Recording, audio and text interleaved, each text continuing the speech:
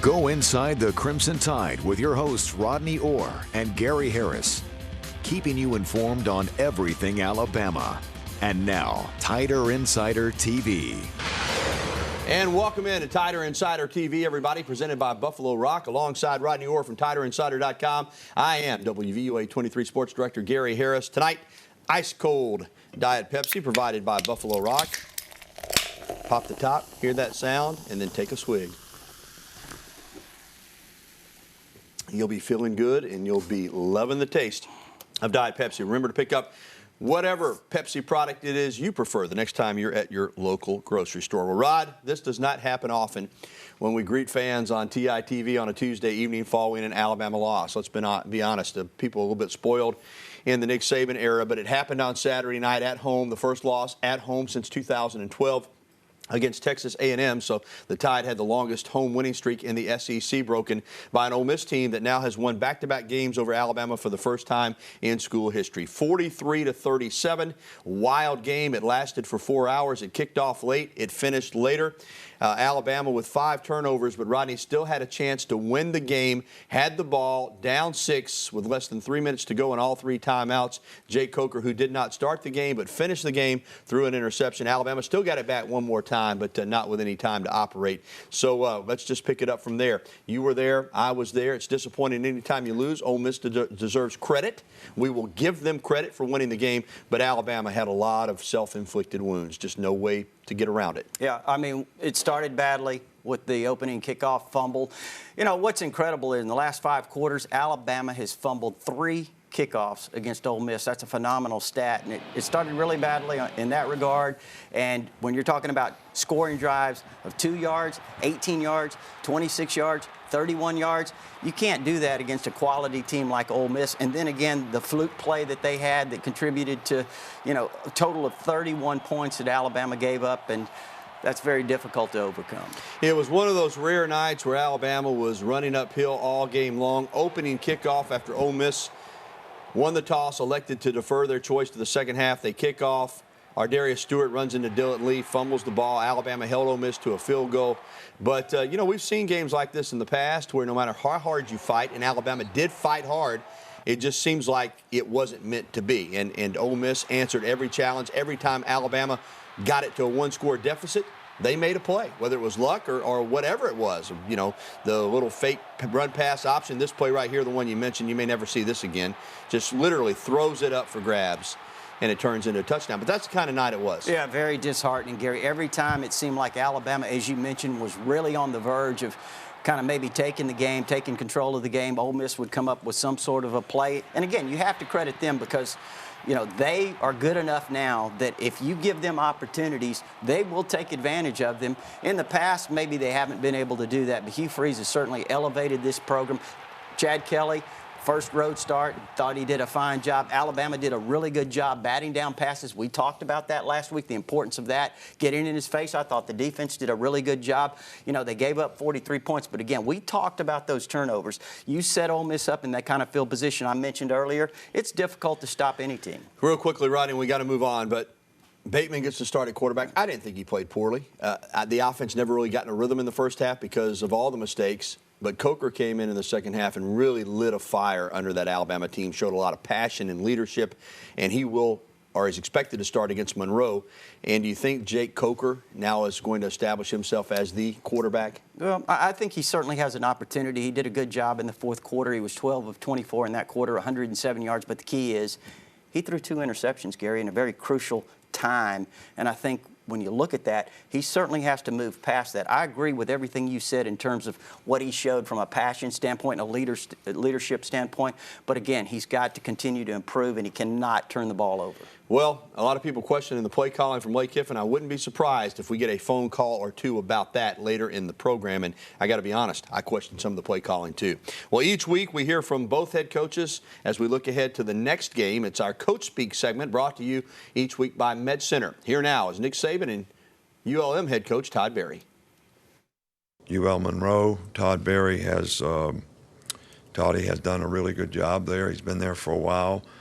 These guys do a myriad of things on offense that are very hard to defend. A lot of formations, a lot of motions, a lot of adjustments, fastball, Quarterback is very efficient, very accurate.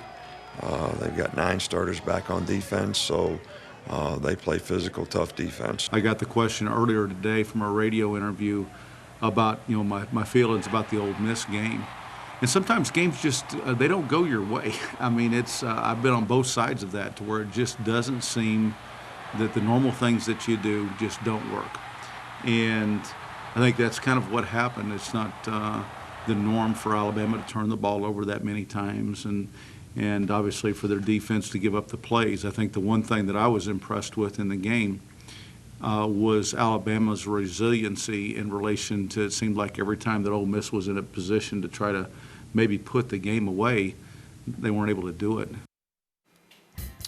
Kind of reiterated what we said right there. Still to come on TITV, we'll talk more about ULM. We'll break down the Warhawks. They're a team that came in here in 2007 under a different coaching staff, but beat Alabama at Bryant-Denny Stadium.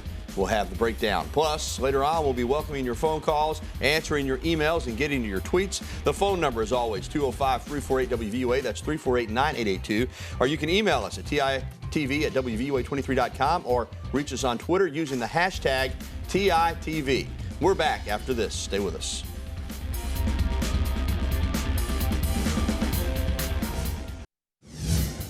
Bama head coach Nick Saban says sophomore wide receiver Robert Foster will be out, quote, a while because of an injury he suffered in the Ole Miss game, a shoulder injury. He's 4th on the team with 10 catches, has 116 yards and receptions, 2 touchdowns. Saban said young players like freshman Calvin Ridley will have to fill in for Foster. Saban also said receiver Cam Sims could play after recovering from knee surgery, but that's a loss. He was playing really well.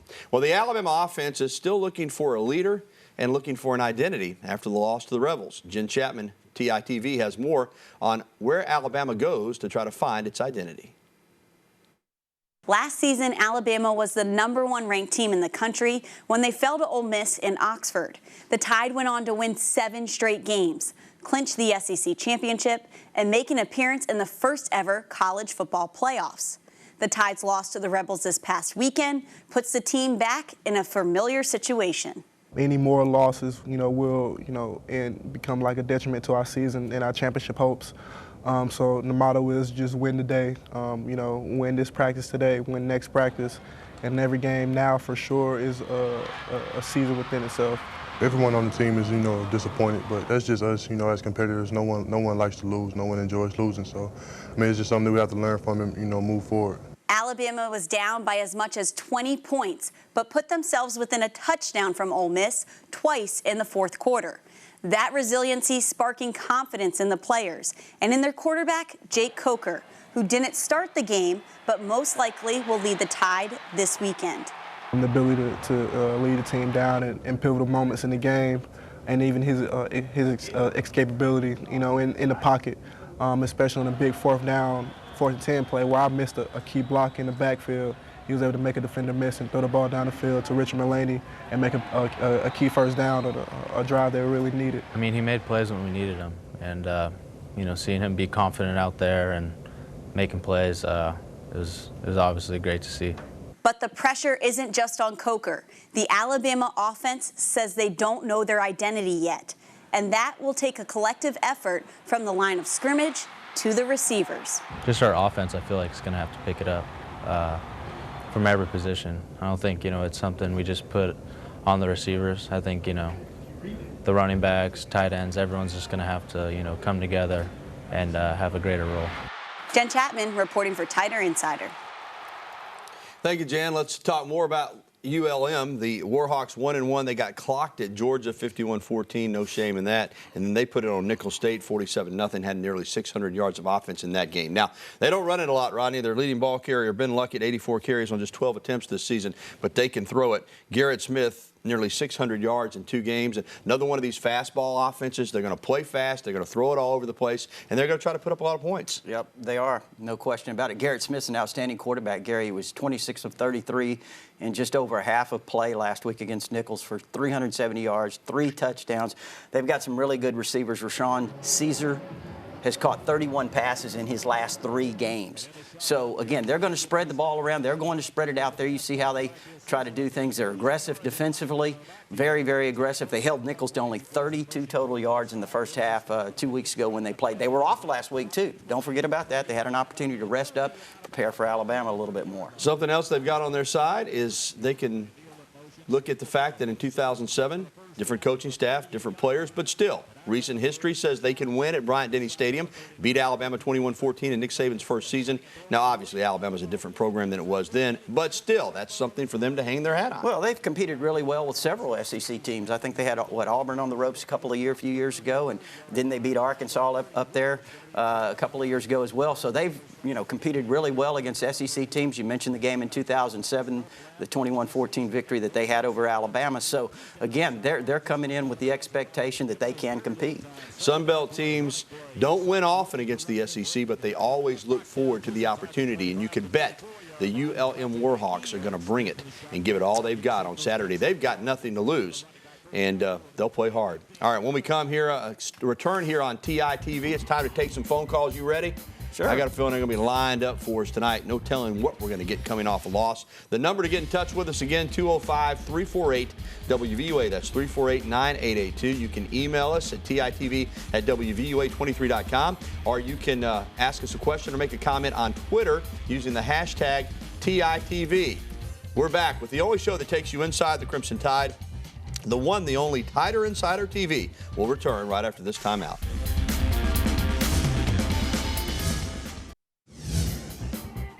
The Alabama women's soccer team got back to 500 on Sunday night, topping in-state rival Jacksonville State 2-0. Thela Jimenez scored both goals for the Tide as Bama improved its record to 4-4-2 on the season. Bama's at Ole Miss in SEC action on Friday night. All right, welcome back to Tider Insider TV, presented by Buffalo Rock, alongside Rodney Orr from TiderInsider.com. I'm WVUA 23 Sports Director Gary Harris. Time to head to the phones that are lined up for us. Plato in Panorama is waiting and ready. Go ahead, Plato. Hey, good evening, guys. I wanted to talk about a few things I perceive Alabama needs to do in order to win the West, make some changes. I think it is imperative that our offensive coordinator and our head coach get on the same page, both in practice and as well as in the game. And I think over the last 2 or 3 years, Gary, as you call them, the fastball teams that have better than average quarterbacks or good quarterbacks have really given us, we've given up a lot more yards and points than normal. And I think Kirby and staff have to kind of rise to the occasion and find a way to kind of limit that, because we're having trouble getting off the field, and the turnovers are no-brainers. Yeah. So I want to kind of throw that out to you and see what your thoughts were. Yeah, great points, Plato. We'll start with the task at hand, and that's getting this offense on the same page, because I agree with you. I'm not sure it's the case between Kiffin and Saban. I'll say this: Nick Saban's head football coach. Lane Kiffin has got to respond to Nick Saban and do what Nick Saban wants to do. And if he's not going to do that, then it's up to Nick Saban to find somebody that'll call the plays that will. I mean, that's just the way it's got to work. The head coach is the head coach. You're right, and I think he will. And I think when you look at it, I think they'll go back to more what you saw against Wisconsin. And they're really not that far from it. They did fall behind. They had some great deficits they had to try to make up in this game, which meant they had to throw the ball 58 times, which they don't want to do. But if you look at the rushing stats against a really good defense, Gary, very quick, aggressive Ole Miss defense, Alabama ran the ball 42 times for 215 yards. That's a 5.1 yard per carry average. The running game's not far off. I think you'll see more of that, getting back to that style of play and getting your quarterbacks in positions to make throws. You kind of pick the spots rather than allow the defense to dictate. And the second part of that, I do call them fastball offenses. Plato, I think you're right on. Now, Alabama does a good job for the most part of shutting those teams down. The problem is, when they give up big plays, usually they really are big plays. They have been victimized by too many plays of 20, 30, 40, 50 yards against these type of teams. So you play good defense 80% of the time, but it's the other 20% of the time that's killing them. Yeah, and you look at this game. It was really unfortunate, the Ole Miss game. They had a 66-yard touchdown pass. That was a very fluke play. You won't see that very often. And, again, you look at the 75-yard TD. It should have been called back. They had an illegal man engaged in a block, Gary, down the field. And even though the review said that Kelly wasn't over the line, which was fine. But again, they did have a guy engaged down the field. They've got to do something about that rule. Yeah, but Alabama's got to just find a way to stop those big plays from happening. All right, let's stay here in Tuscaloosa and talk to Joseph. Joseph, we got to go fast. Partner, what's up? What's on, man? Actually, we found our identity. I also, man, I couldn't even go to work Monday. I need some blue ribbon. Yeah, well, I tell you, Joseph, they're looking for it. I mean, Coach Saban said on Monday, we've already talked about it. Jen Chapman just had a story. Yeah, they're at a point now, they got to find their identity. We're going to be 4 games into the season. This fooling around with this and trying this quarterback and that quarterback, it's time to narrow it down here and go with something. Yeah, and again, I think you're right, what you said earlier, Gary. I think Coker made a little bit of a statement in the second half. He has to eliminate those mistakes, as we mentioned, but I think, that certainly will go a long way. If he can play consistently, I think that will go a long way in kind of helping establish the identity. But I don't think they're that far from it. All right, we're going to take a time out, but when we come back, more of your phone calls. And we've got some folks on hold, so you stay patient. We will get to you. There's the phone number once again, 205-348-9882. We're back with more phone calls on a Tighter Insider television following a loss. Phil Strange. We'll be back. Stay with us.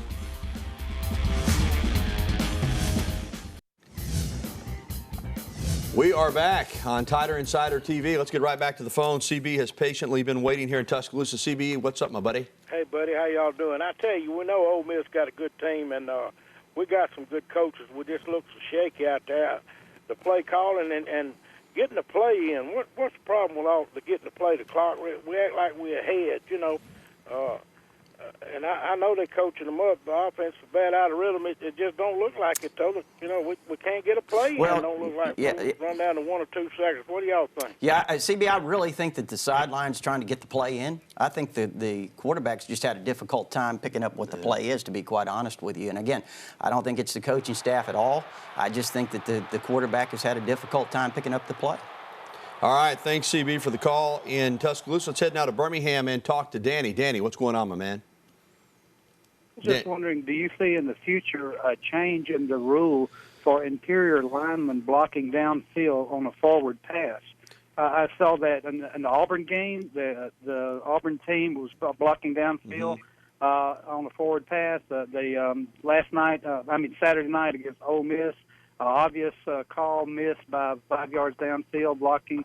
And I noticed the rule is 3 yards, but are they looking at changing that maybe to 1 yard, or are they going to legalize that play? Well, Danny, I think you make a good point. Rodney's already talked about it. They might as well just go ahead and legalize it, because they're not, you're saying missing the call. They're not calling it. I mean, you see it every week. Here's my thing. I've had a lot of people tell me, well, I was taught in high school that when you see the guys blocking downfield, it's a run. If you're coaching defense in this point in time, you can't count on a flag getting thrown. Those rules have got to go out the window. You can't worry about whether guys are blocking downfield. I understand it looks funny, but those cornerbacks, when they're in man-to-man coverage, just cannot leave their man. Period. Yep. Because if they do, the quarterback's going to run around the line of scrimmage, he's going to pitch it, and you're giving up easy touchdowns. Yep. I know it's confusing, but the bottom line is they're not calling it. So you got to coach defense differently. Marlon Humphrey this time. I think redshirt freshman, he's probably, the first time he's experienced that, certainly not making an excuse. But again, I think when he has this as a learning experience, I think it's certainly going to help him. And, it's all about discipline, Gary. It's about, learning that you've got to stay with your man regardless of the situation. And, the first instinct when you see the quarterback running free is to go after him. Yeah, but now you can't do it. As to whether or not they'll change the rule or enforce the rule, I don't know. Every rule change we've had the last 5 years has been generated to help the offense. I guess people like 62-58 more than they like 20-17 or 10-6. I mean, every rule favors the offense. But you're right. There's a rule that you can't block downfield, but it happens every week. It's not getting called. All right, thanks for the phone calls tonight. We appreciate it. Still to come, we are going to make our picks for this weekend's game. Well, I'm being told we're going to take an email. All right, let's take an email then real quickly. Rodney, this is from Timothy. Why doesn't Nick Saban give the freshman kicker a chance to make the field goals? I don't know what freshman kicker you're talking to about. Gunnar Rayburn's the backup, but Adam Griffith made his only attempt on Saturday night, despite the fact that the laces didn't get spun. He did, and again, I think I'm not sure who the freshman that kind of threw me off as well, but I think when you look at him, we've talked about this. Adam Griffith has great leg talent. It's a matter of can he get consistent, kind of get that mentality back, the confidence back that he needs? If he does, I think he's going to be really good. All right. Thanks for the phone calls and the emails. When we come back, we are going to make our pick for this weekend's games, our picks, I should say. Alabama versus ULM. We'll have it on Tighter Insider TV when we return right here to Tuscaloosa.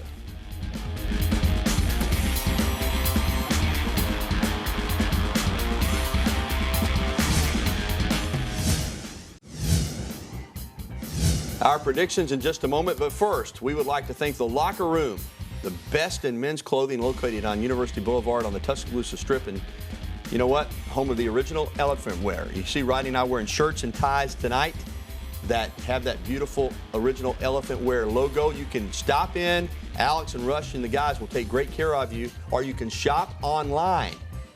I'm telling you something. When I wear these shirts out in public, I get compliments all the time. And I tell them, go to the Locker Room and you can get you a bunch of them too. All right, time now for our picks. We always start with Rodney. Alabama and ULM, how do you see it?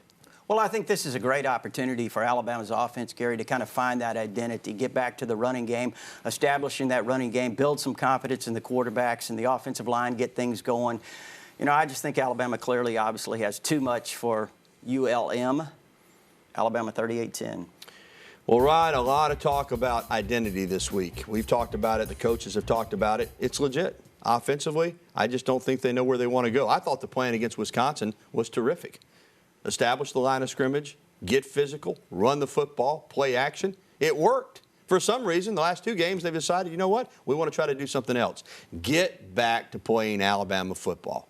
And you know what that is. That's controlling the line of scrimmage. It's passing on your terms. It's being patient. It's not forcing the issue. And it's going out and winning and wearing the other team down and making them want to quit in the fourth quarter. I admire ULM. I admire these programs that take on these big challenges. They're going to come. They're going to play hard. But Alabama's going to be in a bad mood. I see this one as being a rout. And the Tide coaches won't forget what happened in 2007 either. I like Alabama to win it big. As we take a look at the score, 45-13, I think Alabama gets it done and then has to get ready for Athens a week from Saturday to take on the Georgia Bulldogs. Don't forget, if you missed any of tonight's show, you can catch the replay at 10:30 tonight after the news at 10 or online anytime at WVUA23.com. For Rodney Orr, I'm Gary Harris. Thanks for watching Tider Insider TV, and hopefully next week we're talking to you after a Bama victory. Good night.